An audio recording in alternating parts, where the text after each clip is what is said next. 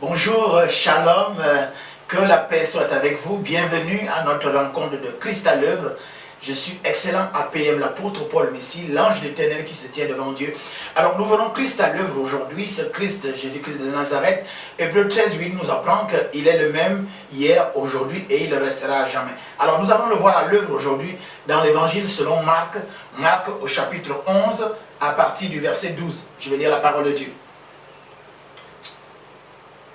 Le lendemain, après qu'ils furent sortis de Béthanie, Jésus eut faim. Apercevant de loin un figuier qui avait des feuilles, il alla voir s'il trouverait quelque chose, et s'en étant approché, il ne trouva que des feuilles, car ce n'était pas la saison des mangues, ce n'était pas la saison des figues, pardon. Prenant la parole, alors, il lui dit que jamais personne ne mange de ton fruit, et ses disciples l'entendirent. Alors, nous allons directement faire un bond, aller au verset, on va lire au verset 19. Quand le soir fut venu, Jésus sortit de la ville. Le lendemain, en passant, les disciples virent le figuier séché jusqu'aux racines. Pierre, se rappelant de ce qui s'était passé, dit à Jésus, « Rabbi, regarde, le figuier que tu as maudit a séché. » Jésus prit la parole et leur dit, « Ayez foi en Dieu. » Alléluia. Là, je venais de terminer au verset 22. Alors, nous allons, avant de parcourir cette merveilleuse parabole, cette merveilleuse allégorie de Jésus-Christ de Nazareth faisant des merveilles, et cette fois-ci, nous allons voir, peut-être les gens penseraient que c'est assez dur, non, nous allons voir que derrière cela, il y a effectivement un enseignement de gloire. Avant que de partager donc, comme je disais, nous allons prier. Père de gloire manifesté en Jésus-Christ, je te rends toute la gloire de ce que ces moments ne sont pas fortuits, c'est poussé par le Saint-Esprit que les hommes de Dieu parlent de la part de Dieu, il est écrit. Alors, je prie maintenant au nom de Jésus-Christ que ceux qui vont suivre ce message, ceux qui vont le regarder au travers de ce média, que toute pensée captive soit ramenée à l'obéissance de la puissance du Saint-Esprit et que tout raisonnement et toute hauteur qui s'opposerait à la connaissance de Dieu soit rendu sans effet. Je prie ainsi au nom puissant de Jésus-Christ de Nazareth. Encore une fois, shalom, vous êtes bienvenus. Alors, dans cette histoire de Marc chapitre 11, nous avons lu du verset 12 au verset 14 et puis nous avons fait un bond du verset 19 au verset 22. Il est de pas une situation à tout le moins surprenante. La Bible déclare que le lendemain, Jésus donc partit de Jérusalem pour aller à Béthanie. Et le lendemain donc, en sortant, Jésus eut faim et apercevant un figuier de loin, il s'en approcha et en regardant qu'il y avait des belles feuilles, mais seulement il n'y avait pas de figues. Et la Bible dit clairement que ce n'était pas la saison des figues. Mais Jésus, n'est-ce pas, va maudire ce figuier en disant que plus jamais personne ne mange de ton fruit. Alors c'est quand même surprenant et la Bible nous dit que les apôtres l'entendirent. Et à partir du verset 19, la Bible déclare que le soir étant venu, d'en sortir le lendemain matin encore, donc un jour après. Dans d'autres versions, c'est instantanément. Là, nous sommes dans la version du Marc, la version de l'ouvrier, n'est-ce pas? Et la Bible nous dit que les disciples, n'est-ce pas, n'ont pas manqué de remarquer que le figuier qui avait été maudit la veille, n'est-ce pas, avait séché jusqu'aux racines. Et Pierre, que d'interpeller Jésus, disait, Seigneur, regarde le figuier que tu as maudit, n'est-ce pas, il est séché. Et Jésus leur dit, ayez la foi en Dieu. Amen. Alors, donc, nous allons partager cette allégorie en nous arrêtant sur certains aspects. Alors, je vais intituler, n'est-ce pas, cette exhortation, je vais intituler cette rencontre « Une vie sans valeur ». Alléluia. Une vie sans valeur. Alors, qu'est-ce qui se passe? La Bible dit que Jésus, n'est-ce pas, sort, et puis la fin. Alors, nous allons nous arrêter. De quoi? Jésus, c'est qui? Jésus, c'est la parole de Dieu qui s'est faite chair. Jésus, la Bible déclare à Jean chapitre 1, au commencement était la parole et la parole était avec Dieu et Dieu est cette parole. Et que tout ce qui a été créé par la parole de Dieu et ce qui existe n'a été fait que par la parole de Dieu. Rien n'a été fait en dehors de la parole. Et c'est cette parole de Dieu, n'est-ce pas, qui éclaire toutes choses, qui est la lumière de ce monde, qui éclaire toutes choses. Et ceux qui l'ont reçu, n'est-ce pas, cette parole, elle a donné le pouvoir de devenir enfants de Dieu, lesquels ne sont plus ni de la chair ni du sang, ni de la volonté de l'homme, n'est-ce pas, ni de la volonté de la chair, mais qui sont directement nés de la volonté de Dieu. Alors, qu'est-ce que ça veut dire? Ça veut dire simplement que Jésus ici, c'est Dieu, puisque c'est la parole qui est au commencement, elle est essence et substance, et c'est par elle que tout a été créé. Voilà, Dieu a donc faim. Qu'est-ce que ça veut dire? Dieu ne mange pas les safous, il ne mange pas le manioc, il ne mange pas le gari. Qu'est-ce qu'il mange? Il mange les fruits de l'esprit.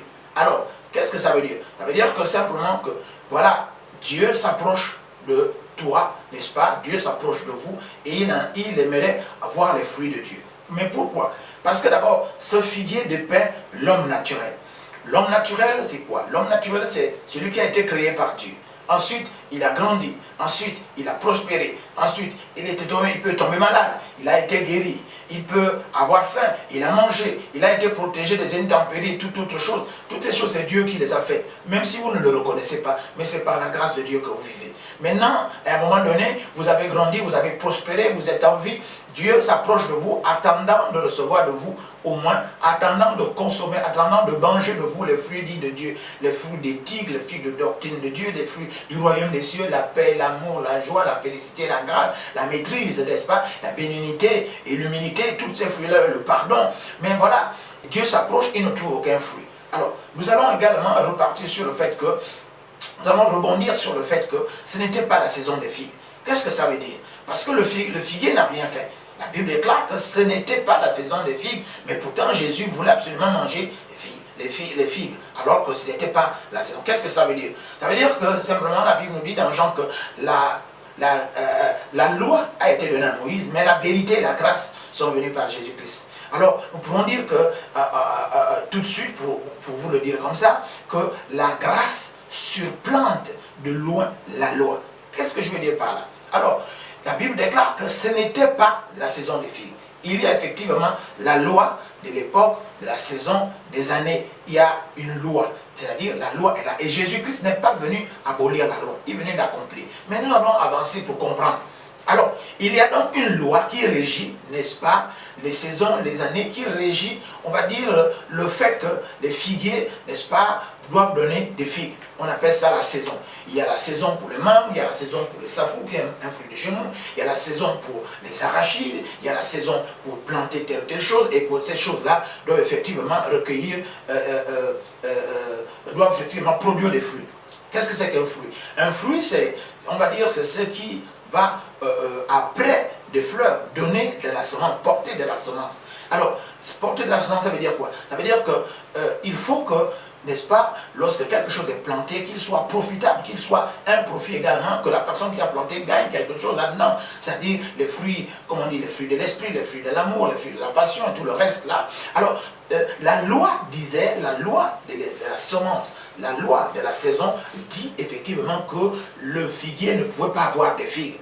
Alors, quelle est la loi sous laquelle tu régis? Parce que je voudrais vous dire que l'homme naturel aime toujours les choses qui lui sont imposées par la loi. La loi n'est pas mauvaise en soi, mais elle a été promulguée, elle a été donnée à Moïse pour nous montrer que nous sommes incapables effectivement d'obéir, parce que celui qui enfreint un seul article de la loi, enfreint toute la loi, dura lex, cette lettre, comme disent les latins, la loi est dure, mais c'est la loi. Mais Jésus est venu l'accomplir. Alors, je rebondis un peu sur la loi. La loi dit que ce n'est pas la saison des figues, mais pourtant Jésus a fait. Donc, la loi de ta famille dit que tu ne peux pas te marier. La loi de ta famille dit qu'il n'y a personne qui doit réussir. La loi dit que la pauvreté doit toujours dicter ta vie. La loi dit que toi, tu ne pourras pas voyager. La loi dit que tu ne peux pas avoir de commerce. La loi dit que tu ne peux pas avoir des enfants, tu resteras sérieux. La loi dit beaucoup de choses. Et la Bible déclare qu'effectivement, Jésus-Christ est venu accomplir la loi. C'est pour ça que je m'arrête déjà, parce que la grâce et la vérité sont venues par lui. Et la grâce surplante la loi de loi. Parce que la loi restera la loi. Si ce n'est que par la loi, ta tribu ne pourra jamais accéder au pouvoir. Si ce n'est que par la loi, tu ne pourras jamais te délivrer. Parce qu'il y a une loi de malédiction qui dicte ta vie. Il y a une loi de pauvreté qui dicte ta vie. Tu es sous l'emprise, n'est-ce pas, de cette loi qui te fait plier les chines concernant la tradition, les coutumes. Parce que les coutumes et les traditions, ce sont des lois qui influencent notre vie, n'est-ce pas? Il y a également d'autres lois qui ne disent pas leur nom. Les lois de la semence, les lois de la vie, les lois des rites initiatiques, des loges maçonniques, sans pouvoir jeter la pierre à qui que ce soit. Dieu reconnaîtra les siens. Mais il y a donc il y a moult lois qui font en sorte que nous ne puissions pas lever la tête, sur laquelle nous sommes vraiment sous une influence. Alors, quelle est la loi? La loi est-elle la loi de la malédiction, la loi de la pauvreté, la loi du célibat, la loi du chômage, la loi de la stérilité? Quelle est la loi sous laquelle, n'est-ce pas, tu plies les chines et que à partir de laquelle tu ne peux pas effectivement avoir une émulation? Mais j'ai une bonne nouvelle pour vous. Si la loi de la malédiction, n'est-ce pas, impose que toi et ta lignée, vous soyez sur la malédiction. Mais donne ta vie à Jésus-Christ parce que la grâce et la vérité, la relaxe de toutes ces choses, le meilleur de toutes ces choses vient avec Jésus-Christ de Nazareth. Je t'annonce que si la loi dit dans ta famille, la loi de malédiction, la loi des traditions, la loi de la sorcellerie, la loi des jaloux, la loi du vampire, n'est-ce pas? La loi, on va dire, satanique, dit que tu ne pourras pas avoir des enfants. Et moi je te dis, par la grâce de Jésus-Christ, au nom de Jésus-Christ, tu vas avoir des enfants. Si la grâce te dit que tu ne peux pas, si la loi t'implique par rapport au pacte des alliances conscientes ou inconscientes qui ont été contactées à ton insu ou pas dans ta famille pour dire que toi, tu resteras célibataire parmi tes parents, toi, tu ne pourras pas épouser une femme, tu ne pourras pas aller en mariage chez un homme, si la loi de ta famille impose que toi, tu restes célibataire, que tu ne puisses pas effectivement jouer des liens sacrés du mariage, des bienfaits du mariage, moi je t'annonce par la grâce qui est venue en Jésus de Nazareth, la parole de Dieu qui est la vérité, la grâce et la vérité sont venues par Jésus. Je t'annonce par cette grâce au nom de Jésus-Christ de Nazareth que toi tu iras en mariage. Si la loi effectivement de la succession, la loi de vie, la loi de semence qui fait en sorte que toi, comme tu n'as pas semé grand chose et tu ne peux pas donc pas récolter, ça c'est la loi naturelle, la loi de l'homme naturel. Je t'annonce par la grâce et en Jésus-Christ parce que nous sommes sauvés par grâce au moyen de la foi et ça ne vient pas de nous et ce n'est pas par nos œuvres que nous sommes sauvés. Alors je t'annonce au nom puissant de Jésus-Christ de Nazareth, par cette grâce de la parole de Dieu, que tu fais effectivement toi aussi pouvoir émerger. Si la loi dit qu'effectivement tu ne pourras pas prospérer dans tel ou tel domaine, tu ne pourras pas entrer dans tel ou tel domaine, tu ne pourras pas être admis dans tel ou tel secte, je t'annonce par la grâce qui est venue en Jésus-Christ et par la vérité de la puissance de la parole de Dieu, celle qui amène ce qui n'existe pas en existant, je décrète, je proclame par cette grâce au nom puissant de Jésus-Christ de Nazareth que toi aussi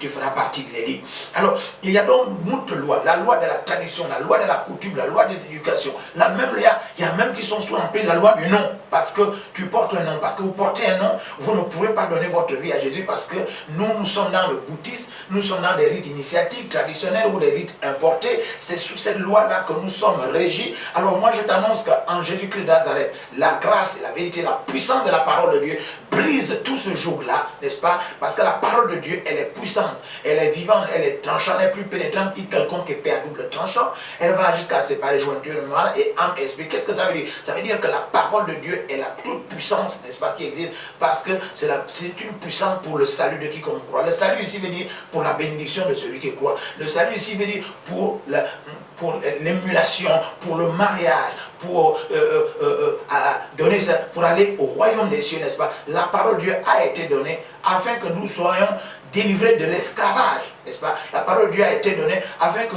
nous puissions effectivement nous réconcilier avec Dieu pour que nous ne soyons plus étrangers dans la maison de Dieu. La parole de Dieu a été donnée afin que nous sortions des ténèbres, n'est-ce pas, pour voir l'admirable lumière qui est dans la grâce de Jésus-Christ de Nazareth. Alors, je continue à dire par là que la loi impose moult choses. Et personne ne peut satisfaire cette loi. Et même si vous arrivez par quelques articles à satisfaire la loi, mais vous ne pourrez pas la satisfaire totalement. Alors la grâce est venue par Jésus-Christ. Et je pourrais rebondir sur le fait que quand vous n'avez pas de fruits, n'est-ce pas, votre vie est sans valeur. Regardez même dans les foyers, il y a des femmes, quand elles n'ont pas d'enfants, elles sont dévaluées, alors que finalement, nous savons que c'est Dieu qui donne les enfants. Alors, vous qui avez, n'est-ce pas, ces problèmes-là, dans tel ou tel foyer, dans tel ou tel domaine, n'est-ce pas, vous avez besoin de la grâce de Jésus. Et comment faire pour avoir cette grâce-là? La Bible déclare, n'est-ce pas, dans Jean chapitre 1, verset 1, à ceux qui ont reçu la parole de Dieu, donc ceux qui ont reçu la grâce et la vérité, elle donne le pouvoir de devenir enfants de Dieu, lesquels ne sont plus ni de la volonté de l'homme, ni de la volonté du sang, ni de la volonté de la chair, ni de la volonté du sang. Pardon, qu'est-ce que ça veut dire? Ça veut dire qu'il suffit pour cela recevoir la parole, recevoir la grâce, recevoir la vérité. Qu'est-ce que ça veut dire? Ça veut dire que vous devez donner votre vie à Jésus-Christ. Vous pouvez le recevoir et accepter comme votre sauveur et Seigneur personnel. Ainsi, la grâce dont je viens de parler, n'est-ce pas, va surplanter la loi qui est dans votre vie. Va, n'est-ce pas, surabonder, n'est-ce pas, par rapport au péché qui est dans votre vie, n'est-ce pas. Et la grâce nous sommes sauvés par la grâce. C'est-à-dire que ce n'est pas par nos moyens, parce que nous ne sommes pas méritants par rapport à la vision de Dieu. Donc, qu'est-ce que ça veut dire? Ça veut dire simplement donner votre vie à Jésus. Comment faire pour ce faire? Mais vous répétez après moi simplement. Seigneur Jésus, j'ai écouté ta parole, j'ai été touché vivement dans mon cœur. Je crois que tu m'as créé et tu attends de moi que je produise les fruits dignes de toi. Maintenant, je crois que je ne peux pas le faire tout seul. J'ai réellement besoin de toi. C'est pour ça que je t'invite et je te reçois comme mon sauveur et Seigneur personnel. Prends ma vie en main, donne-moi ton Saint-Esprit afin que je produise les fruits pour qu'à chaque fois que tu t'approcheras de moi et que tu puisses, n'est-ce pas, te réjouir. Nous avons prié ici au nom de Jésus-Christ de Nazareth et gloire à Dieu. Vous êtes donc bienvenus dans la maison de Dieu. Alors, continuons cette histoire. La Bible déclare que Jésus-Christ s'est approché. Il voulait effectivement voir les fruits. Oui, Dieu s'approche de vous par l'entremise de la prédication de l'excellent apôtre Paul Messie, l'ange de ténèbres qui se tient devant la face de Dieu. Oui, Dieu s'approche de vous chaque fois que vous écoutez un message à bord d'une voiture personnelle ou un taxi. Dieu s'approche de vous à chaque fois que vous écoutez une prédication dans une radio, vous regardez une télévision, vous regardez une prédication à la télé ou bien quelqu'un dans la rue vous interpelle pour vous parler des merveilles du royaume des cieux. Oui, Dieu s'approche de vous et Dieu s'attend à ce qu'effectivement vous puissiez avoir manifesté les fruits parce qu'il s'est occupé de vous depuis la naissance, depuis le sein de votre mère. C'est Dieu qui vous a créé. Il attend aussi en retour. Ce n'est pas une affaire de saison, ce n'est pas une affaire de... Pourquoi? Parce que la grâce est au-dessus de cela. Quand vous donnez votre vie à Jésus-Christ Nazareth, selon Daniel chapitre 2 verset 21, n'est-ce pas, Dieu va changer les temps et les circonstances. Ça veut dire que vous sortez du temps, vous êtes dans le temps Kairos, et non dans le temps chrono, dans le temps normal. Nous n'allons pas effectivement épiloguer sur le bas, mais pour dire simplement que quand vous donnez votre vie à Jésus, la grâce de Dieu vient sur vous. La vérité de Dieu vient sur vous. Et il a pour vous des plans de bonheur et non de malheur. Sinon, si vous n'avez pas effectivement les fruits dits de Dieu, votre vie est sans valeur. Un arbre qui n'a pas de fruits est sans valeur. On va dire, une vie qui ne manifeste pas la grâce, la bonté, l'amour, la félicité est sans valeur. Donc des choses qui ne peuvent pas porter des fruits pour se reproduire n'ont aucune valeur. C'est pour ça que Jésus a maudit. Donc il y a de façon tacite une malédiction qui est en vous par du fait que vous ne portez aucun fruit, ni dans votre foyer. Donc ça veut dire le fruit également c'est un avantage et un intérêt. Madame, vous qui êtes mariée, est-ce que votre mari a un avantage d'être marié avec vous? Monsieur, vous qui êtes marié, est-ce que votre femme est avantagée du fait qu'elle soit mariée avec vous? Est-ce que vous les enfants, est-ce que vos parents sont fiers? Est-ce qu'ils sont avantagés d'avoir des enfants obéissants?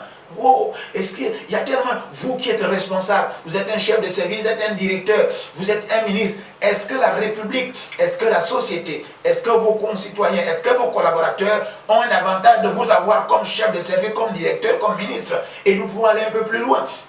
Vous qui êtes à travers le monde, vous qui êtes président de la République, ou bien je ne sais pas, est-ce que le peuple sur lequel vous avez été établi, parce que toute autorité venant de Dieu, n'est-ce pas, et les autorités établies ont été établies par Dieu, est-ce que le mandat que Dieu vous a donné, qu'est-ce que vous en faites? La Bible déclare que nous devons prier premièrement pour les autorités établies afin que nous vivions bien et nous vivions en paix. Donc, est-ce que, parce que nous prions pour vous, est-ce que le peuple de Dieu dit qu'il vit en paix? Le peuple a-t-il avantage? Tire-t-il l'avantage de vous avoir comme président de la République, vous qui avez été élu et établi par Dieu?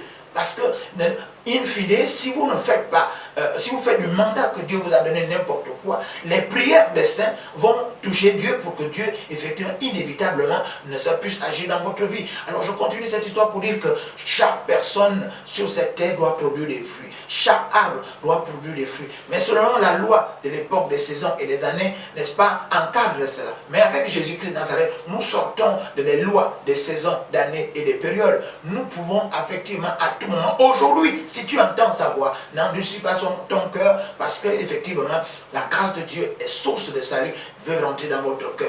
La Bible déclare que Jésus-Christ a maudit parce qu'il n'y avait pas de fruits. Oh, il y avait pourtant de belles feuilles. Il y a peut-être un aspect extérieur que les gens vont voir chez vous. Ils aiment vous entendre parler, ils aiment voir comment vous habillez, vous avez dans une belle voiture, vous avez une belle maison. Mais est-ce qu'à l'intérieur de vous, vous avez les fruits dignes de Dieu pour que le nom de Jésus-Christ soit glorifié et que votre joie soit parfaite? Alors, voilà ce que je voulais partager avec vous, que Jésus, la parole de Dieu, Dieu, n'est-ce pas, veut s'approcher de vous aujourd'hui. Et quand il regarde tout à l'extérieur, c'est une religion extérieure, c'est une éthique extérieure, c'est une moralité extérieure qui est très bien. mais à l'intérieur, il n'y a pas de fruit, il n'y a pas de production, il n'y a pas d'avance. Dieu n'a aucun intérêt, n'est-ce pas, à faire en sorte que tu continues à vivre comme ça. Dieu n'a aucun intérêt parce que c'est lui le créateur. On crée une chose pour pouvoir en bénéficier, n'est-ce pas? Donc, pour la meilleure façon d'en bénéficier, n'est-ce pas, c'est de donner votre vie à Jésus comme vous l'avez fait tout à l'heure. Je suppose également, je crois, je l'affirme, je déclare au nom de Jésus-Christ qu'après ce message-là encore, vous allez donner votre vie à Jésus. C'est pourquoi je m'évertue encore à me répéter. Répétez après moi pour venir en Christ Jésus, pour pouvoir porter des fruits. Parce qu'en Christ Jésus, il nous donne son esprit, selon Galates chapitre 5, verset 22. Le Saint-Esprit nous donne les fruits de l'esprit, la paix, l'amour, la joie, la félicité, la bénignité, la maîtrise, n'est-ce pas? Et tous les autres fruits affectés, n'est-ce pas, à la présence de Dieu dans notre vie. Donc répétez encore après moi, Seigneur Jésus, longtemps j'ai vécu sous la loi. Maintenant, c'est pour ça que je n'ai pas porté des fruits. Maintenant, j'ai compris. Je viens à toi maintenant pour te recevoir, toi la grâce et la vérité, comme mon sauveur et Seigneur personnel. Ainsi, ma joie sera parfaite et le nom de Dieu sera glorifié. Voilà ainsi. Nous avons donc terminé cet échange. Encore une fois, je suis excellent à payer l'apôtre Paul Bessi, l'ange d'Éternel, je me tiens devant la face de Dieu. Alors, j'officie au ministère Colonne de Feu de Dieu, le ministère CFN, n'est-ce pas, au Gabon. Nous sommes principalement implantés à Libreville, au 6e arrondissement, à la nouvelle cité en Zanayon, face à l'école publique de Zanayon 4, n'est-ce pas, et en Toum, au lieu dit des Deux Lions, à côté, juste derrière le site, n'est-ce pas, des eaux et forêts.